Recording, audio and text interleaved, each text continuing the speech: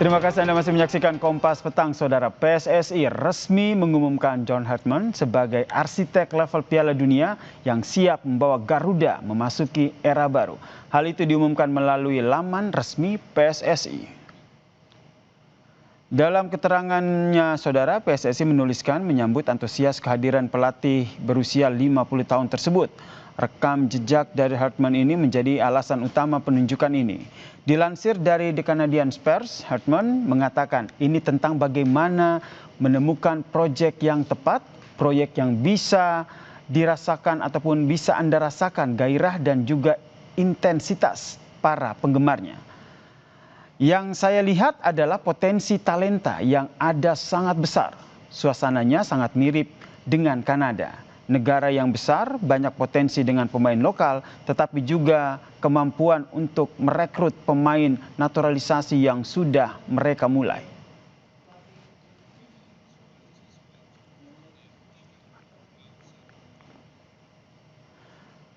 Ketua Badan Tim Nasional BTN Sumarji mengungkapkan salah satu kriteria PSSI memilih pelatih timnas adalah mau tidaknya untuk tinggal di Indonesia. Sumarji menjelaskan saat kandidat mengerucut ke dua pilihan, John lah yang berkomitmen untuk tinggal di Indonesia selama menjalani kontrak bersama timnas Indonesia. John Hartman juga akan diperkenalkan secara resmi pada 12 Januari mendatang. Pilar utama dia mau tinggal di Indonesia itu jadi pertimbangan utama. Nah, dia sendiri menyampaikan ketika kita interview itu langsung dia bilang jika Indonesia memang memilih John, maka saya dengan keluarga saya akan saya bawa langsung ke Indonesia dan akan tinggal di Indonesia. Dia bilang saya akan membawa paling banyak 2 sampai 3 orang. Selebihnya saya akan mengambil semuanya pelatih asisten-asisten lokal dari Indonesia. Hal-hal yang mendasar itulah yang akhirnya kami sepakat memilih si John ini. Era baru Timnas Garuda bersama dengan John Hartman akan dimulai. Kita bahas bersama dengan mantan pemain Timnas Indonesia, Bung Zainal Arif, dan juga pengamat sepak bola, Bung Wesley Huta Galung. Selamat petang semuanya. Akhirnya nama yang kita tunggu keluar juga ya, John Hartman begitu dipilih PSSI menjadi pelatih timnas yang baru. Saya ke Bung Wesley dulu. Tadi kita sama-sama mendengarkan kalau kata Bang Sumarji komitmen, karena waktu itu ada 2 nama ya, si Giovanni dan juga John Hartman. Tapi komitmen inilah yang membuat nama John Hartman dipilih oleh PSSI. Menurut Anda, apakah hanya alasan ini saja atau ada banyak pertimbangan lain dari PSSI? Ya, Mas Asih, pertama kita harus mensyukuri ada elemen faktor utama yang menurut saya kemarin gagal didapatkan ketika kita dilatih oleh PT Clever, bahwa PT Clever lebih lama di luar negeri, di rumahnya di Belanda sana daripada di Indonesia. Lalu yang kedua, kita harus mundur. Januari tahun lalu ada kerjasama antara PSSI dan KNVB, Federasi Sepak Bola Belanda, soal pertukaran pelatih, soal pengembangan pelatih. Nah, apakah ini tidak lagi menjadi acuan, karena menurut saya dengan isu perubahan kepemimpinan menteri kita dari Menteri BUMN menjadi Menteri Menpora, Ketum PSSI ini tidak memudahkan Pak Erik dalam hal ini sebagai Ketua Federasi untuk mengelola tim nasional dengan keuangan yang sama seperti kemarin. Jadi ini salah satu aspek yang juga tidak boleh kita sepelekan. Cuman dengan track record John Hartman jelas jauh lebih bagus dibandingkan PT Clever yang ketika itu seolah one man show-nya Pak Erik dalam memutuskan, dan kita tidak tahu detail kontraknya seperti apa sehingga pelatihnya lebih lama di rumahnya daripada di Indonesia. Jadi ini yang salah satu faktor yang harus kita syukuri sih, di luar faktor-faktor lain yang kalau kita bahas lama ini. Tapi menurut Anda salah satu faktor lain tadi sempat dibahas adalah soal biaya pelatih yang menurut Anda kalau John Hartman ini masih bisa dikatakan lebih murah begitu dibandingkan dengan pelatih kalau kita ambil dari Eropa? Kalau komparasinya pelatih-pelatih Belanda, Van Bommel gitu ya, atau Van Bronckhorst yang sudah punya level kelas itu, kalau saya gaji mereka di klub itu 6 sampai 8 miliar per bulan. 6 miliar sampai 8 miliar per bulan. Dalam rupiah itu ya? Wow, besar juga ya? Ya, kita dengar tidak lebih, tidak sampai 700 juta per bulan. Nah, itu kan komparasi secara keputusan kan aspek finansial tidak boleh disepelekan begitu saja, Mas Yasir. Kemampuan kita harus realistis lah. Kita ini bukan bisa dibilang punya finansial yang kuat, kokoh, dan stabil, yang berkelanjutan. Ganti pemimpin, ganti lagi nanti gayanya. Ganti lagi keuangannya. Oke, tapi yang jelas tadi ya komitmen dan juga kalau di atas kertas John Hartman ini juga punya potensi yang luar biasa ya karena track recordnya juga bagus ketika membawa tim Kanada. Kalau dari Bung Jainal sendiri nih sebagai mantan pemain timnas begitu, ketika ada nama John Hartman ini sudah tergambarkah wah ini pilihan yang tepat atau menurut Anda bagaimana? Ya, kemarin saya sempat juga membuat statement bahwa pelatih ini kemungkinan akan sukses. Kenapa? Karena melihat secara reputasi oke, selama ini dia juga berhasil ya membawa tim nasional sebelumnya berbicara di Piala Dunia, itu tim nasional Kanada. Nah, apa yang menjadi hal membuat saya tertarik untuk membahas John Hartman ini, ketika tadi yang disampaikan bahwa dia akan memilih asisten pelatih lokal juga yang ada di Indonesia. Sejauh ini itu yang mungkin kita harapkan ya, supaya apa? Satu, roadmap yang dia punya itu dia ingin tinggal di Indonesia dan kemungkinan ini akan terjadi kabar baik nih buat para pemain yang berkompetisi di tanah air. Bukan berarti para pemain yang di luar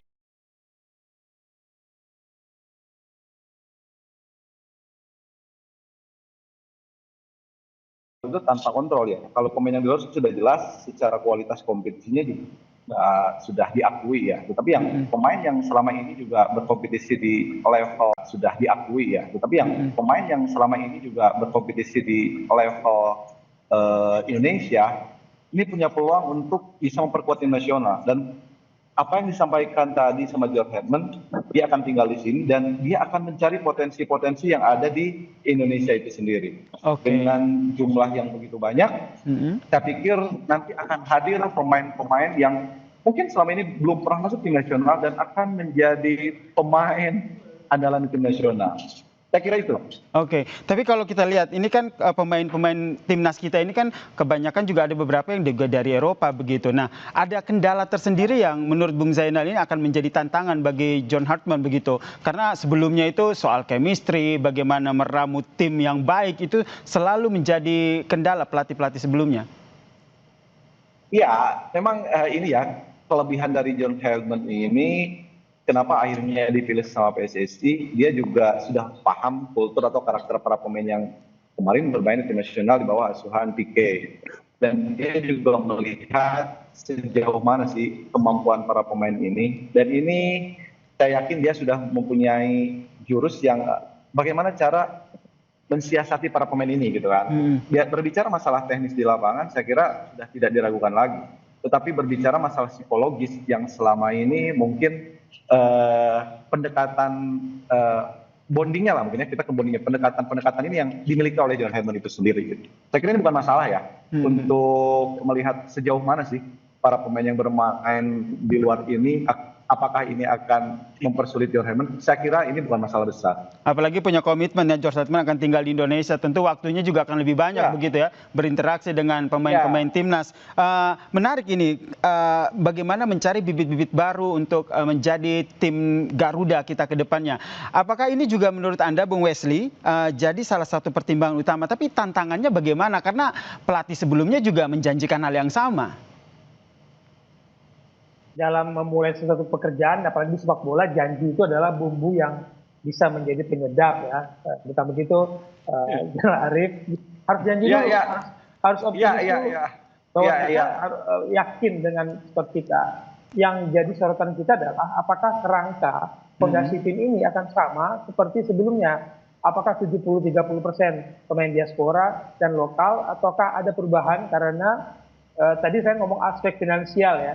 Jadi jangan salah kalau banyak pemain diaspora sekarang ngetok pintu ke klub lokal karena peluang mereka untuk bermain internasional kalau mereka masih main di Eropa belum tentu akan mudah didatangkan dengan segala fasilitasnya. Itu Bung Abo udah senyum-senyum aja tuh dengar banyak yang menutup klub Indonesia bahwa Hmm. potensi mereka ingin bermain buat tim nasional Indonesia. Nah, kerangkanya seperti apa, fondasinya seperti apa, itu yang harus kita tunggu karena John Herman nggak punya waktu Hmm. untuk melakukan uji coba partai-partai persahabatan.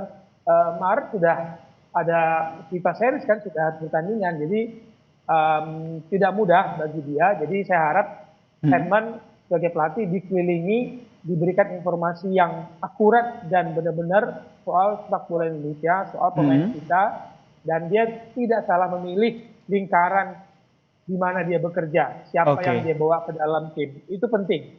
Dan menurut Bung Wesley nanti formulasinya akan seperti apa? Karena sebelumnya kita oleh Particular Force, sebelumnya lagi STY. Ini nanti formulasi yang dibawa oleh John Hartman ini untuk membuat tentu harapan kita Timnas Garuda jauh lebih baik. Ini menurut Anda seperti apa? Bung Wesley? Ya, masing-masing pelatih punya gaya, masing-masing pelatih punya filosofi. Ya, halo.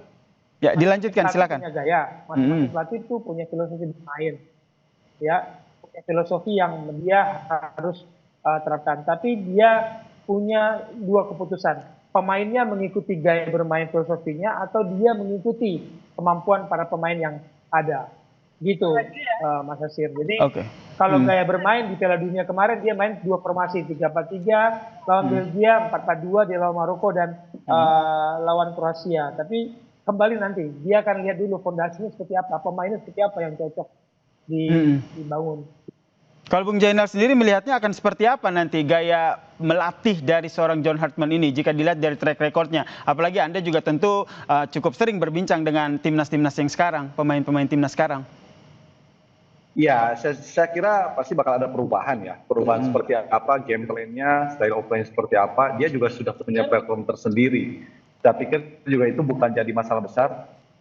Yang terpenting bagaimana para pemain ini paham apa yang menjadi apa yang menjadi landasan, apa yang menjadi harapan dari pelatih kita ini. Sejauh mana sih pemahaman si pemain nanti dengan game plan yang sudah disiapkan, filosofi yang sudah dicoba nanti sama si pelatih yang sekarang.